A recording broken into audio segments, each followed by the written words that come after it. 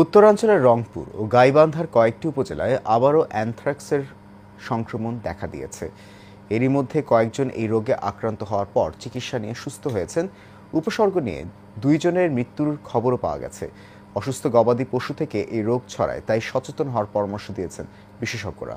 মুকসেদ আল মামুনের তথ্যছবিতে আরও জানছেন শেখ সোহাগ। এবছর জুন জুলাই মাসের দিকে রংপুর পীরগাছা উপজেলায় অ্যানথ্রাক্স রোগের প্রাদুর্ভাব দেখা দেয়। পাশাপাশি মিঠাপুকুর ও কাউনিয়া উপজেলায় অ্যানথ্রাক্স সন্দেহে কয়েকজনের নমুনা পরীক্ষা করা হয়েছে। পীরগাছায় অ্যানথ্রাক্স উৎসর্গ নিয়ে 2 জন মারা গেছে। সম্প্রতি গাইবান্ধা জেলার সুন্দরগঞ্জে 11 জন আক্রান্ত হন অ্যানথ্রাক্স রোগে। একটি সুস্থ গরু জবাই করে মাংস ভাগ করে নেওয়ার পর তাদের মধ্যে এই রোগ ছড়িয়ে পড়েছে বলে জানিয়েছেন স্থানীয়রা। যারা কাটাকাটি করছে তারাই অসুস্থ হয়েছে, যেগুলো খাইছে এখন অসুস্থ হয়নি। তার মধ্যে 12 জন অসুস্থ, 12 জনের মধ্যে 5 জনের মধ্যে 2 জন একটু ভালো মোটামুটি অসুস্থ। তাদেরকে ডাক্তারের সঙ্গে কথা বলেছিলাম, ডাক্তার কথা বলার পরে যে হতাশ হওয়ার কিছু নেই, এটা একটু সময় লাগবে, ভালো হবে, সুস্থ হবে। আক্রান্ত গরু কখনো জবাই করা যাবে না, কাটাকাটি করা যাবে, গোস্ত খাওয়া যাবে না। 27 তারিখে গরু কাটাকাটি করি, 28 তারিখে আমাদের হাতে এরকম হয়। তারপরে আমরা 1 তারিখে সুন্দরবনে যাই, তারপরে ডাক্তারের কাছ থেকে পরামর্শ নেই, কিন্তু ওখানে আমাদের কোনো উপকার হয় না। যে কয়েকজন কাটা অবস্থা করছি কিন্তু তাদেরই হয়েছে, আর যারা খাইছি তাদের হয় নাই। পরের দিন আর কি দেখা গেল 2-4টে করে হাতের মধ্যে ফসা।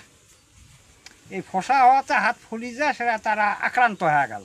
এই আমাদের এই পরিচিতি এলাকার এই আর বহু গরু ছাগল আক্রান্ত হয়ে পড়েছে। গরুর ভাইরাস হওয়ার কারণে আমাদের এলাকায় খুব একটা আতঙ্ক চলতেছে। আমরা খুব আতঙ্কের ভিতরে আছি, কেননা এখানে রোগ কিভাবে কি হইতেছে, কোন গরুর ভিতরে যাইতেছে, আমরা এগুলো কিছুই বুঝি না বোঝার কারণে আমার গরু সকালে একটা মারাই গেছে।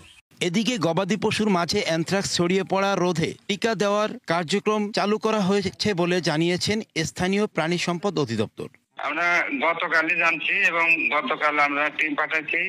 তারপরে ওখানে যত গরু আছে সবগুলো ভ্যাকসিন কমপ্লিট করা হয়েছে, ওখানে উঠান বৈঠক করা হয়েছে, লিফলেট বিতরণ করা হয়েছে এবং যারা ফ্রিজে মাংস রাখছিল ওগুলো বের করে মাটির নিচে পুঁতে দেওয়া হয়েছে। গবাদি পশু থেকে এই রোগ মানুষের মাঝে ছড়ায়, তাই সুস্থ থাকতে সতর্ক থাকার পরামর্শ দিয়েছেন চিকিৎসক। অ্যানথ্রাক্স সংক্রমণ ঠেকাতে দ্রুত পদক্ষেপ নেওয়ার আহ্বান জানিয়েছেন স্থানীয়রা। শেখ সোহাগ, এশিয়ান টেলিভিশন, ঢাকা।